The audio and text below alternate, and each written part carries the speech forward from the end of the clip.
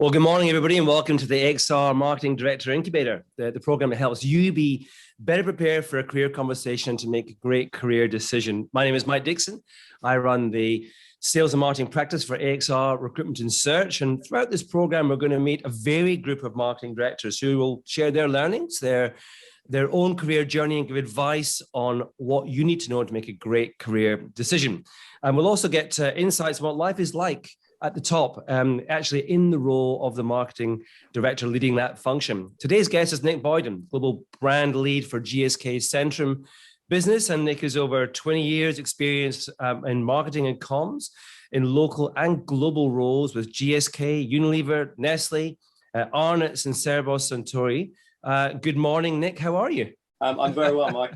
Thank you for having me, and I'm looking forward to a good chat today. I've seen some of the previous incubator sessions with an old colleague and mate, Nathan. So I've got big shoes to fill on some engagement stuff. So I'm looking forward to it. Fantastic. It'll be great. You're on mute. Is this the call of the last year, isn't it? But anyway.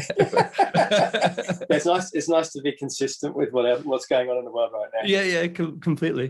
But look, great to have you. And for those who are new to the session, you're all on mute as well, unfortunately, but we'd love to hear from you. So there's a live chat facility.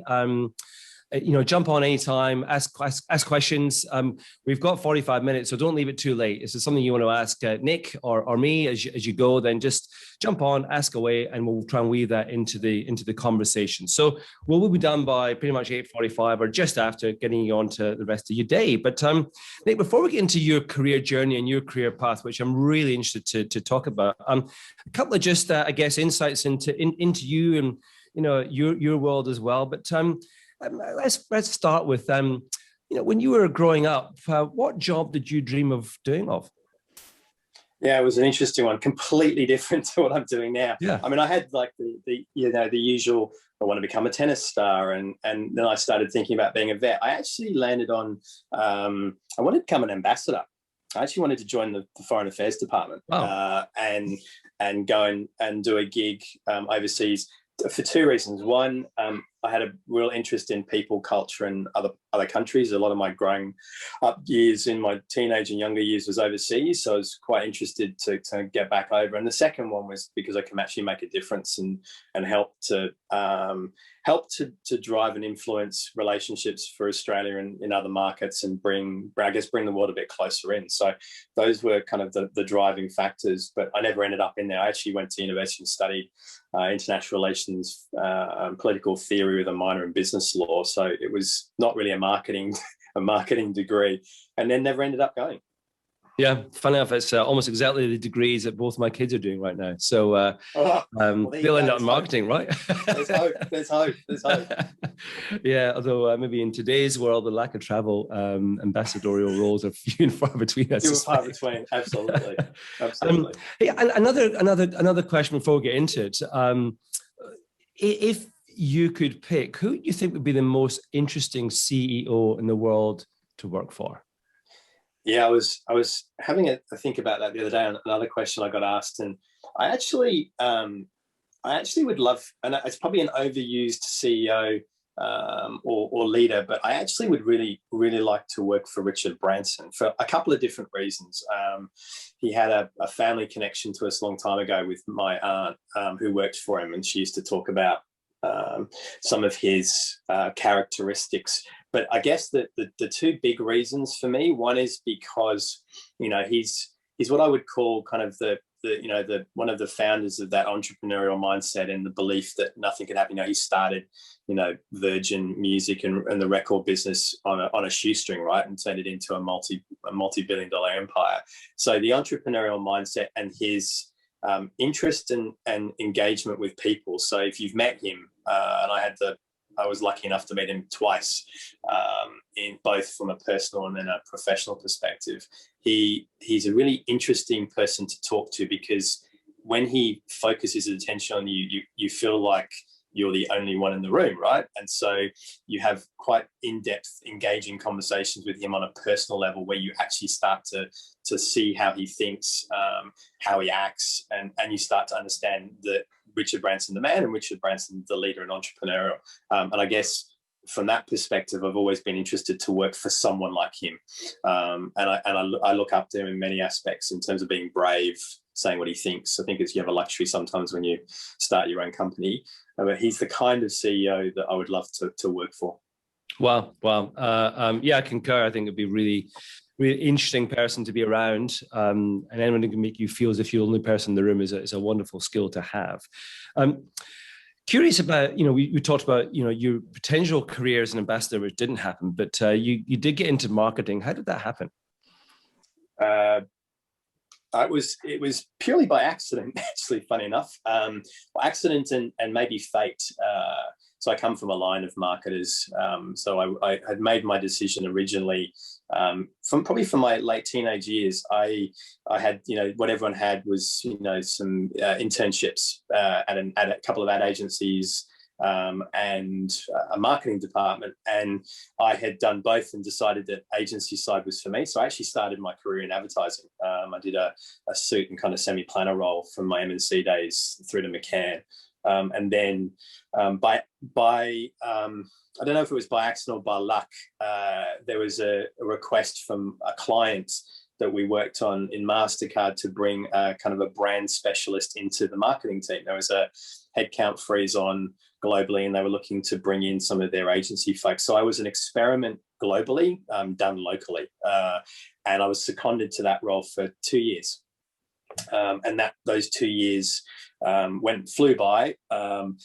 The McCann leadership team had changed a couple of times, and I had then decided that I was keen to stay at MasterCard and join them in full-time capacity rather than a secondment for lots of different reasons. I was really interested in their business, but I was also interested in expanding my experience beyond comms. And when you're an agency, you think that the world is agency land, and that the marketing team is all they do is advertising, but you learn when you move to the other side, it's one piece of the pie, right? It's still an significant and important piece, but it's still only one piece, and that holistic experience that you get was something that I was keen to challenge myself on and kind of grow and do different things and have a career in marketing. Did you get any early advice on career? Because that's quite a kind of informed decision to make fairly young, to kind of think about the difference between agency and client side, and the marketing is quite different in both worlds. But were you getting advice at that early stage, or is that something you were just conscious of yourself? Yeah, a little bit of both. I was throughout my career, and it feels like it was just yesterday, right? But it's well over 20 years ago now. I've always been pretty clear on the things that drive me, and I think we'll probably touch on it later on. My gut is a source of truth for me. It's something that drives a lot of my decisions, apart from some of the logical stuff that comes in. So I was kind of feeling intuitively it was the right thing to do, combined with talking to a couple of people. And I made it my goal to go seek out those people. It wasn't a question of, what am I going to do? And someone needs to talk to me. It was about, I'm going to make that choice to go find those people to talk to. So one of those people has been an on and off mentor for me for a number of years now. So he was, I don't mind using his name. His name's Lee Clapham, and he's the ex-GM of MasterCard and ex-Lintas chairman as well, and a friend.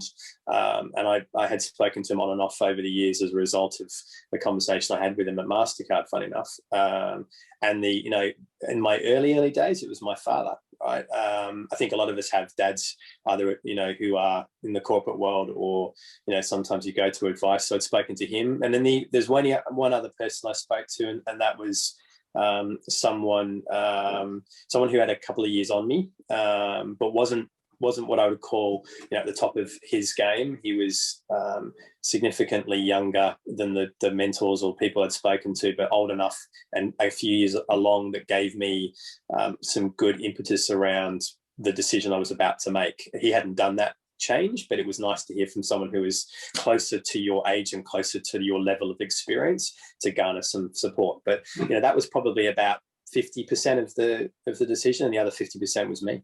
Yeah, great. Interesting point on I think sometimes people think about mentors as being a particular age profile or someone who's kind of really at the end of their career, but not the case. They can be from any stage, because you're using a mentor for a particular piece of experience or advice that they could give you. Age, I don't think age has anything to do with it. Yeah, good point. Thinking about the career decision-making part, Nick, what have been the most difficult or more difficult decisions you've had to make during your career? Yeah, I mean, leaving MasterCard was a difficult decision in itself, right? Because it was my first marketing role. I had 2 roles there, and I decided that marketing was an area I wanted to stay, grow and develop in, but I wanted to challenge myself. So I think the theme for me through the years is, how do I challenge myself to take on the next role? It's not that you're ready for it, but you seek to constantly improve, and part of the decision was I wanted to break out of financial services marketing into the wider world of marketing. I'd always had an interest in FMCG, but people had told me, you don't have a classical background. You didn't go straight from uni into a graduate program, and et cetera, et cetera, et cetera. And so leaving what I was doing really well at, in a company I really liked with people I enjoyed working for, was a difficult decision to make, but one of the best ones I did make, to then become a better marketer and a better all-round marketer. The other career decision which I faced, which is a challenge, was, like a lot of us, I ended up working overseas. I was transferred from here to the UK with Unilever. I went from a local role to a global role, and I made a decision a few years down the track, after I think it was about 5 years into living in the UK, that I wanted to come home. I met my now wife. We wanted to come and start a family, and we wanted to come back to Australia, and she was from the UK and itching to kind of come over, like a lot of people from over there, like yourself.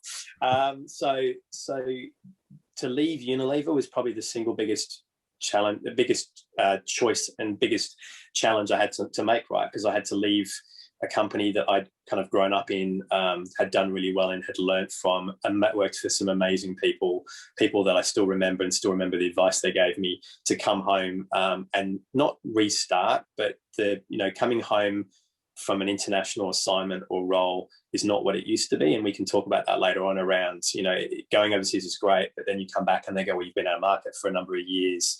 The retailers have changed. They haven't changed, but that's the usual comment, is they've changed. And so you kind of have to make some hard decisions about what it is that you're prepared to do to get back in. And I left a career and a trajectory that was going up, but I wanted to come back for lots of different reasons. And that was a big choice and a big pivotal moment for me, actually, to understand what my career was then going to look like, being back here based in Australia. It's always interesting when you start to look at someone's career, because I think on the surface, every career story looks pretty logical and perfect, right? But there's always going to be challenges and setbacks, and that's just life. How do you deal with a setback? And I know there is a particular setback you've had, and it's been a really tough one to get over. So I think there are setbacks all the way through your career. I mean, they're just different levels of setback, right?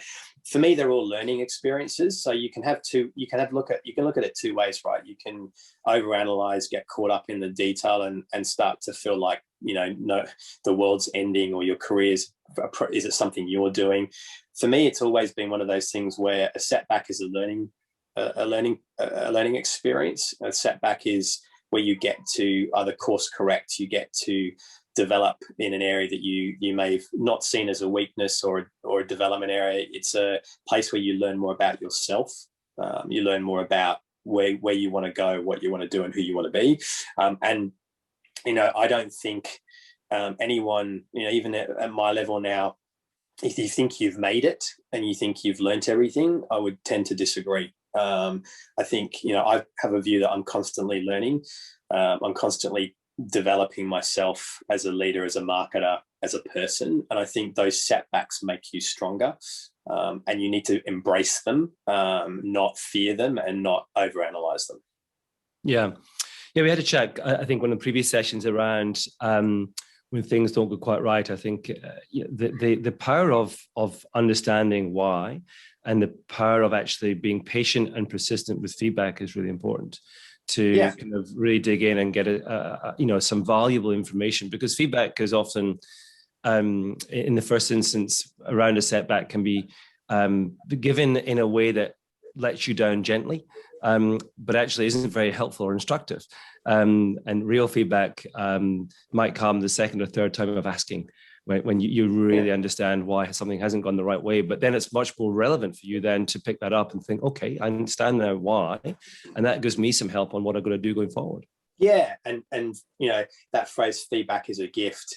It kind of is, only when it's the feedback that it's the layer under. So I think, to your point, you know, I when I haven't got a job sometimes, or I haven't been promoted, or something hasn't gone my way, you know, you get some feedback, but it tends to be the subtle, nicely feedback. I always make it my goal where I can, even with roles that, you know, I've been, you know, interviewing for outside of the business, to really understand what the true feedback is. It's to peel back the onion a little bit and understand what it was that didn't get me the job, or was there something, or an attitude or a behavior or an approach that cost me a role, or that was seen to be not the right fit. And you know, if you probe and actually ask to really understand why, often people will give you that feedback. It's the same when you have your yearly reviews or mid-yearly reviews, right, or check-ins.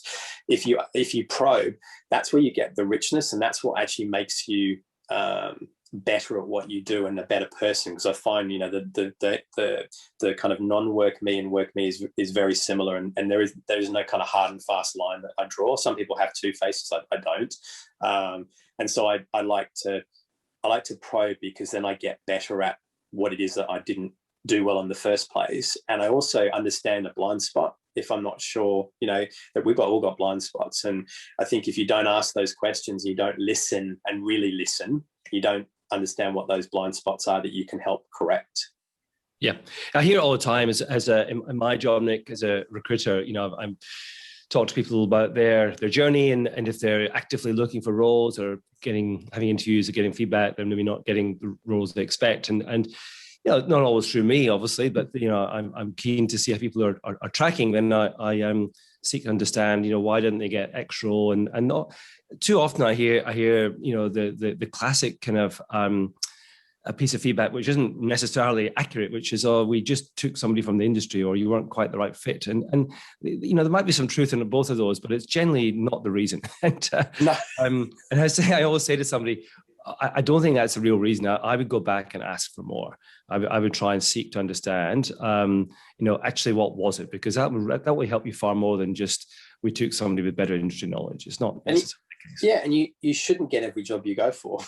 Like it's not the game. It's not a competition. And I think I believe work. Yeah, I believe that fate plays a little bit of a role. If I look back on my career, some of the jobs that I haven't got have led me to take the jobs I have taken, and those experiences I wouldn't have changed for the world, right? So there is an element of fate that plays a hand, and I think you kind of need to go with the flow and embrace that at key times. Yeah, absolutely. I'm actually keen to get on to the whole overseas piece, and there's a question just come through in the chat, which takes us there actually, from Alison. Hi, Nick, you touched on working abroad in the UK for a number of years. How did you differentiate yourself in gaining your next role with so much skepticism around not having relevant market knowledge when you moved back to Australia? I see this a lot, but how did you go? So returning home, so trying to get a role to return home. Look, I mean, a lot of Australians go overseas, do a role over there, or do a couple of roles, and whether it's the US or the UK, and think that they're better than everybody else. They think that they've got this amazing experience that's valued, and it is to a point. And there's this expectation you should come back and run the company. And I've met people like that. I've had mates that believe themselves that should do that, and that's not the case. So when I left Australia to go to the UK, although I traveled and lived overseas for part of my life, from a career perspective, I thought I knew more than I actually did. I went over as a bit more of a cocky Australian into a role within Unilever. I think I've got this.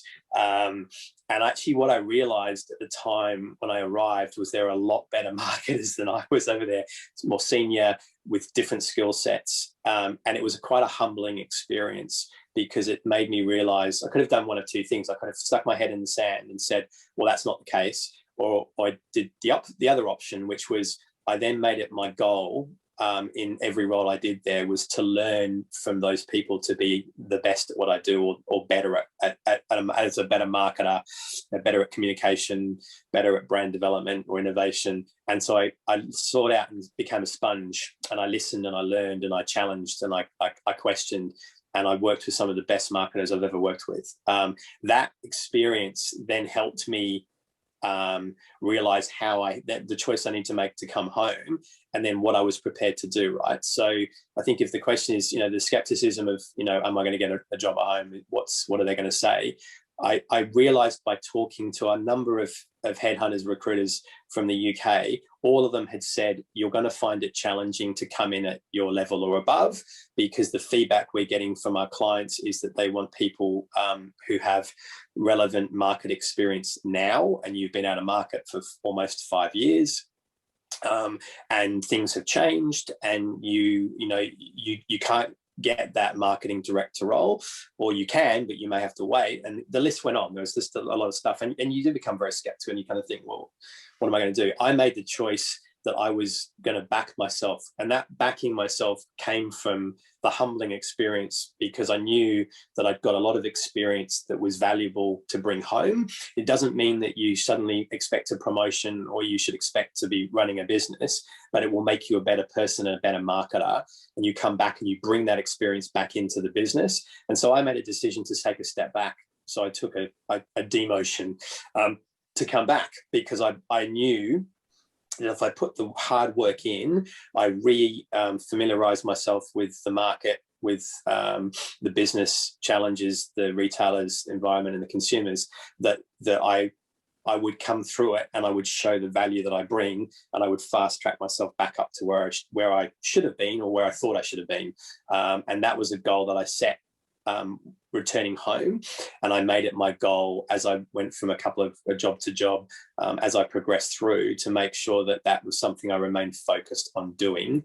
But it comes with making some sacrifices and compromises, and if you're not prepared to make those, then it becomes significantly harder to come home, and significantly harder to then progress back up to where you believe you should have been. I don't know if that answers the question. It does. It's like I want to get into this a little bit more, because I find it really fascinating, because what could be perceived through that kind of skepticism piece, or the difficulty of returning home, or having to kind of go backwards to go forwards again, it may put some people off, that overseas experience. And I think gaining overseas experience personally is really valuable. Now, you're in a global role right now, so you've done domestic and global roles. What would your advice be for somebody who's kind of thinking, well, yeah, when we can travel again, I would love an overseas stint, but then, am I going to decelerate my career or limit my options? So, what advice would you give? My advice is don't not do it. It's one of the single best experience I've ever had. If you ask me, would I do the same again? I would, without a doubt. I think my advice is be flexible, be pragmatic, go do it, get the experience. I guess the other advice is, if you go over and with a business like I did with Unilever, see if you can find a way back with the business, so you can come back into a role. It may be the same level, it may be a level up, it may be a sideways move, but it's easier to then transition back into the market because you're with your existing company. If you can't do that, then make sure you have a plan.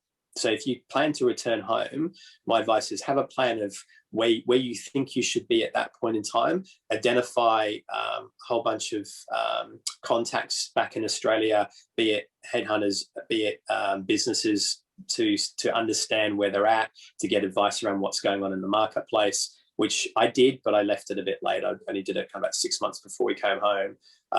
And that information and that input will help you make decisions on what you're prepared to come back for. And I actually think by taking a step back, at least what I did in my circumstances, sometimes you need to go back to go forward. And I think it made it better. And the reason I say that is if you come home into a more senior role or a big role, and you haven't been in market for a while, or you got promoted, sometimes you're spending a lot of your effort refamiliarizing yourself with the market, with the company, with your role, and you're stretching yourself, which is great. But what you want to do is come back into something that you can do really well, that reestablish yourself back in market, and then allows you to accelerate back up, rather than stretching yourself, coming home, new company, big role, and then putting a lot of extra pressure on yourself to succeed. So there is a benefit to a sideways move, or even a minor step back, because it actually helps you refamiliarize yourself. And I think that's great advice, that or coming back with the business you work for. But I would say to everyone, don't not do it, right? It makes you a better person and a better marketer, and you learn from different people, different cultures, and you bring that home, and that's actually quite valuable, and that's what companies are really interested in. It's what I look for as well. I think it's a long-term investment. I think sometimes we get very stuck in the immediacy of a move, and if the title doesn't feel right, or the salary is not exactly what you're expecting, or you have a kind of expectation that every step in your career is a forward step. It's not the case, but you've banked by going overseas incredible experience that will play back again and again throughout your career, and it will enable you to go further. So whereas in the short term you might think, wow, am I getting the return on the investment in that time? Maybe not immediately, but absolutely you will over the long journey in your career. So I think, for those listening or on the podcast, guys, and you're thinking, gosh, it can be tough to come back. Don't worry about the short-term move. You are banking incredible experience for the long run. Absolutely, which is why I said I'd never change what I did. Yeah, correct.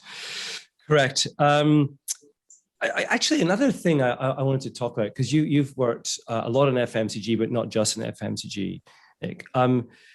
Is leaving FMCG as seen as career enhancing, or is it risky? And I guess the same question for any function, because we have people on the call who are not just FMCG, but we can get very stuck in our sector, and you think, well, I'm good at FMCG or financial services, whatever it is, therefore I should probably stay in that. Then the opportunity presents itself to move out, and some people kind of think, well, will I ever get back in if I move out? What do you think?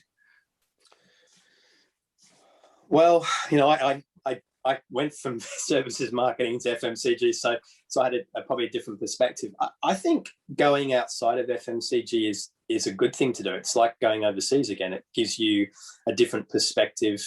It gives you different experience. It actually, I think, if I think about some of the services-based marketing organizations or roles, that are more brand-centric or brand strategy, you get to maybe focus in on some areas of marketing more specifically in some of those different sectors.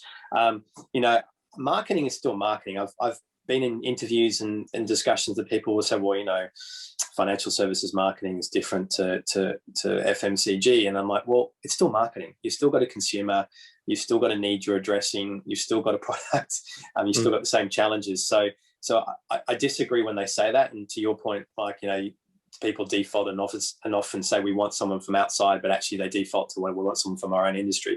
I think that's very circular, and you don't bring in freshness of thinking and freshness of experience. So leaving FMCG to try something different is actually really good. And there are a lot of success stories I know of people leaving FMCG and moving into startups, tech.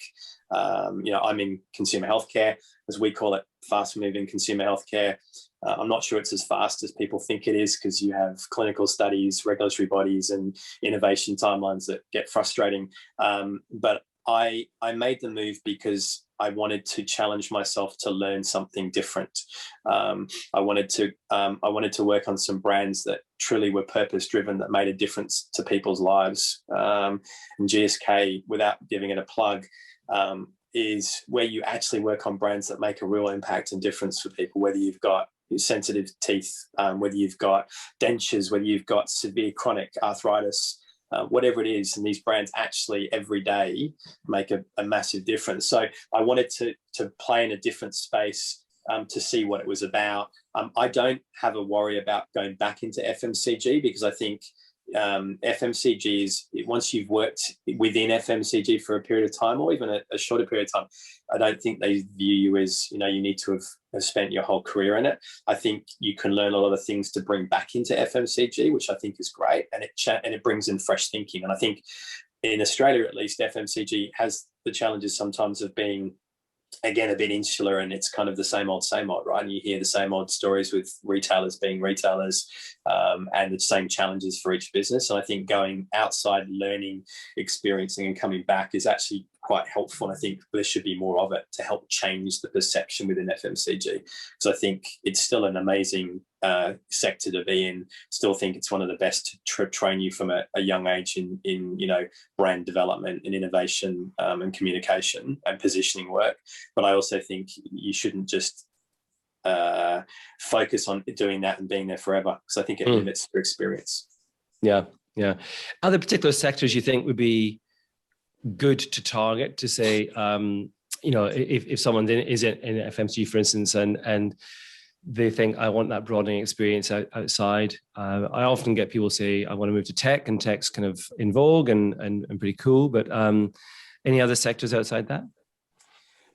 I've always been interested in telco, because I think, there is some synergies with FMCG. I've got some colleagues that have moved from FMCG to telco. It's a different business. I think it's a lot, probably more matrixed. I think of the Optuses and some of the Vodafones.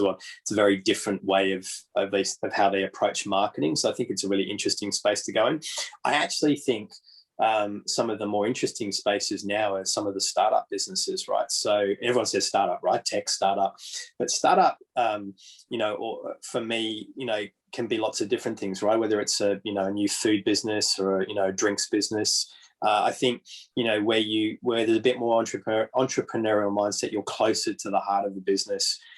Some of the best CEOs and GMs I've ever worked for are ex-marketers, right? Because in FMCG land, they touch every part of the business, and they tend to be great at holistic and long-term planning and commercial management, right? I think startups are interesting because you get to do that as well, but on a smaller level. And I think, my belief in the next, 10 to 20 years, there's a lot more small to medium Australian businesses, in multiple sectors that are up and coming, I guess I'll probably put it, that have a domestic footprint, that are also playing in global markets, whether it's wellness, which is a category I'm in, or personal care. And so some of those are obviously FMCG, some of them are less FMCG. I think the last one that I'm really interested in is health. Right, so that's where I am now. It's not FMCG.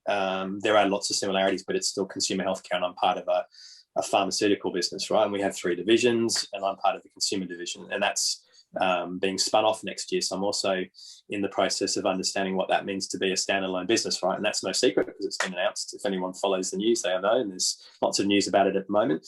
So consumer healthcare and related industries are fascinating, not just because of the pandemic and because it's at the forefront of everyone's mind. It's a really interesting area where I think they talk about patients rather than consumers. I think we talk about it from a consumer perspective. It's an area where it's still developing, and the sophistication of marketing is accelerating significantly, and where technology and where innovation is key. So for those hungry marketers that want to try something different and really innovate and try things differently and really push the boundaries, healthcare and consumer healthcare is one of those places. And I've seen lots of FMCG people move there and do really, really well. Yeah, cool.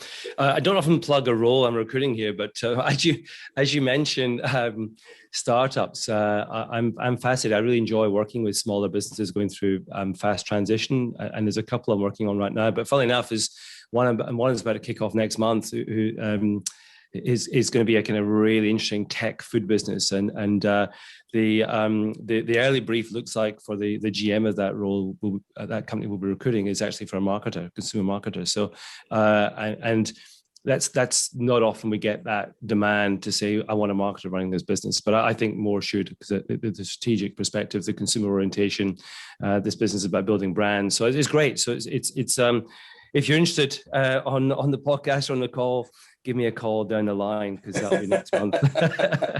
A rare plug. Okay. One of the questions we've asked in a few of both the sales director and the marketing director incubator series is around healthy tension between sales and marketing, and we've had different perspectives. So I'm going to continue asking the question, Nick, from your point of view, what is good healthy tension between the two functions? Between sales, there's always tension between sales and marketing. Yeah, look, I have a lot of respect for sales, and I've been the cold face with account managers and sales directors, with retailers, both the big boys and the little guys as well. The healthy tension, I think, is for me the best way to put it is it's about respect, right? They need to respect what we do, and we need to respect what they do, and we're two halves, right? There is no success for us if sales are not on board, and vice versa, right? So we've had lots of debates in my previous role with one of my lead salespeople, who remain nameless for now, but he knows who he is, around, without us, you don't have any channels to sell through, and my response was, without us, you don't have any products or brands to sell.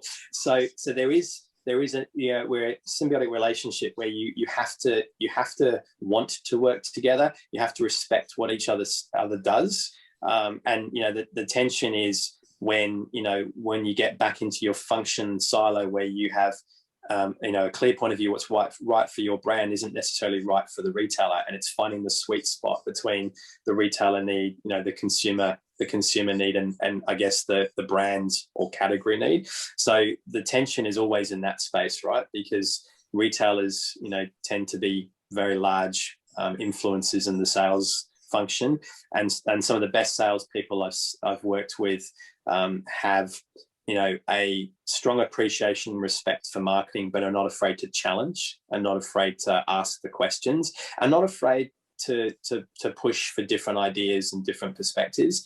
And if, as a marketing function, if you embrace that and listen, really listen, not just listen and then forget, I think that's the tension, that is a good kind of tension.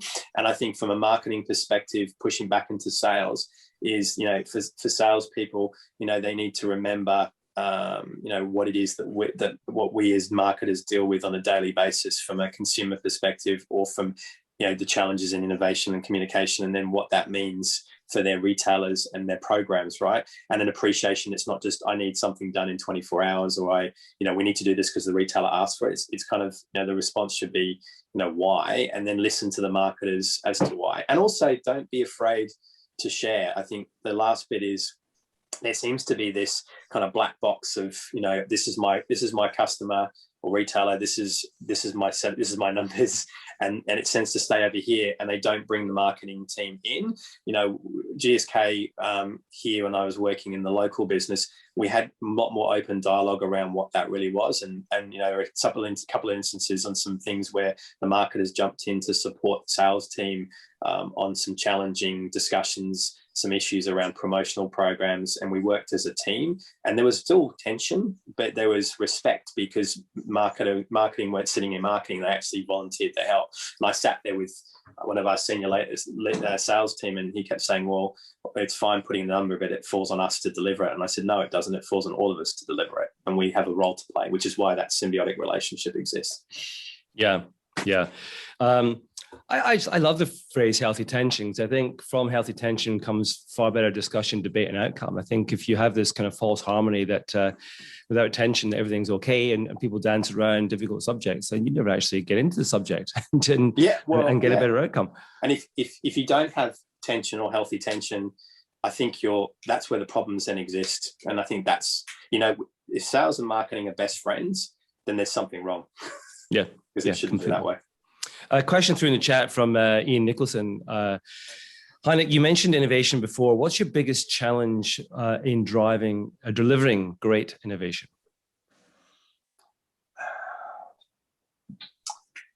I don't think there's one big challenge on delivering great innovation. I think the challenge I'm facing at the moment, if I think about my current role, which is a little bit more challenging because it's a global role, is speed to market. You know, there's a request for speed and quality or breakthrough, right? And it's trying to find the right balance on both. In the sector I work in, you can't just rush innovation through. It's slightly easier in VMS, which is the category I work in, because obviously it doesn't have the same regulatory conditions that something like pain relief would have, with clinical evidence and more requirements from a regulatory medical perspective.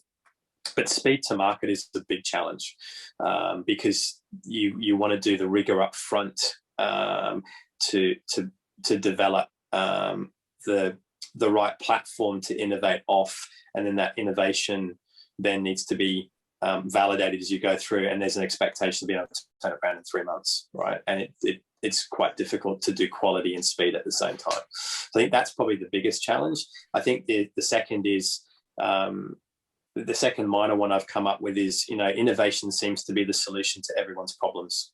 The shiny new toy, right? And it's often hard to innovate on core, and everyone always wants to do adjacency innovation or breakthrough, and it's trying to find again the right balance between doing both, because you need both.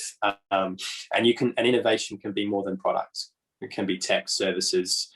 It can be innovation in communication. So I think it's looking beyond the construct of a product. It's also the looking beyond, the shiny stuff that makes discussions easier within the business and with retailers. Yeah, great. Time for one more question, Nick, before we finish. And curious at this one, because you are in a global role, but you've worked in domestic roles too. In an era of globalization of marketing strategy, what does that mean for the local marketing functions?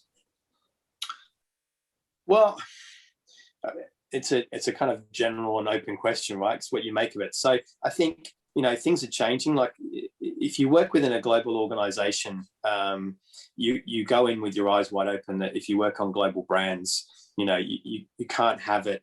You can't have your cake and eat it too. You can't have everything local and be part of something global, right? So what it means is you need to figure out ways to contribute to the global brand itself.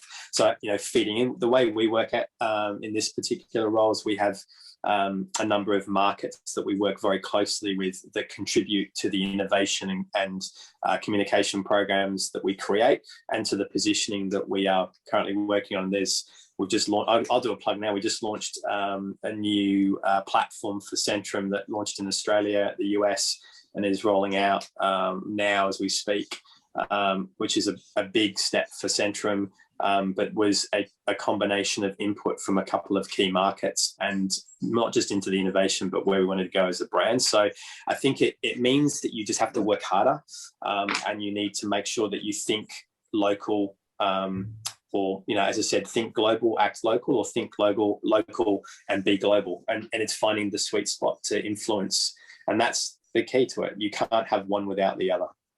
So I think it's not about just hands back and absolving any responsibility at a local level because the global strategy didn't work or the global innovation didn't work. It's about taking accountability. There's a lot of people that don't want to take accountability because it's out of their hands. My response is make it in your hands, take accountability, feedback in, challenge the global teams or the regional teams, work together, because back to the phrase we talked about healthy tension, there should be a healthy tension between local and global marketing, or regional marketing, whatever it is. And that healthy tension is what creates better innovation programs, better global programs, and programs that really make a difference for the brands in the markets that they launch in. And if you don't have that, then there will always be the fight, and there will always be, challenges around brilliant execution in market or flawless execution, right? Because the local market thinks it's not relevant for them, and they don't have any skin in the game. Yep, really good perspective. I think common theme, which is stepping into the conversation and looking how you can contribute and challenge in a meaningful way, is going to raise the performance level for everybody. That's that healthy tension piece is relevant in so many different relationships.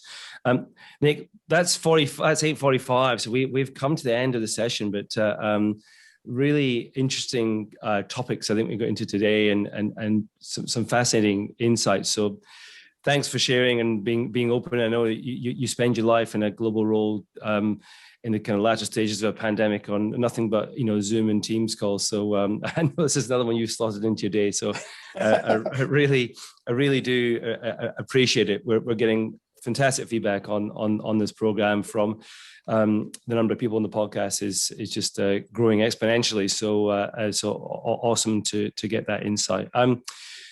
Guys, look forward to seeing you all again on June 17th when we meet Seb Brandt, Marketing Director of Ingham's. And you've heard me mention the Sales Director Incubator. If you want to hear their perspective on healthy tension, then jump onto that program too. Same concept. Next session is on June 3rd. We've got Alexia Harley, who's the Senior Sales Director at PepsiCo. So that should be a really interesting session as well. Now, as a reminder, all the sessions from last year and this year are on the podcast. The podcast is called Your Future in Sales and Marketing on Spotify, Apple Podcasts. Subscribe, and you can jump onto any episode you like. Nick, thanks again. That was great. No worries. Thanks for having me, Mike. And it's nice to have a conversation. It felt like, as I said to you before, it feels like an interview, but you're not interviewing for a job. So it makes it a lot more easy to have those conversations. So I appreciate it. And thanks for everyone for dialing in and listening as well. That's great. Awesome, guys. I'll let you go on with your Thursday, and I'll see you all in a month's time.